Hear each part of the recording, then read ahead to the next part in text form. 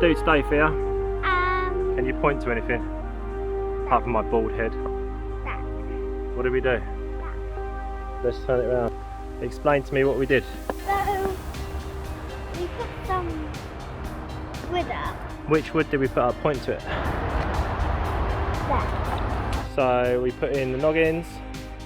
We tested out a sheet of OSB to make sure it fits, which it does. And we put in some more floor pickups. Where are they? The ones I just did.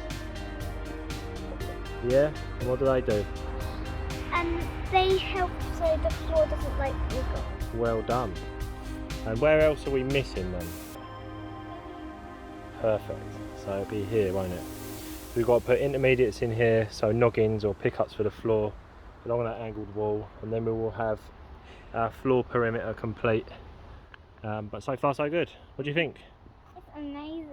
Yeah, and you've been a good help today, haven't you? Yeah. Perfect. So, give you a quick overview.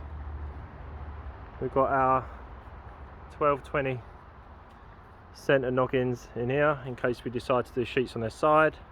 Most of the back is 2.4 high, but we're putting a full sheet in and overhanging the 8" by about 40mm.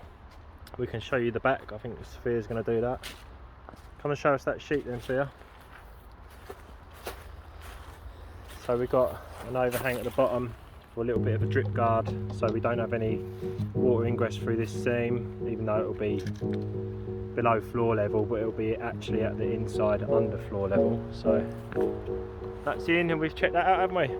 We're enjoying the woodlands all around, which is lovely.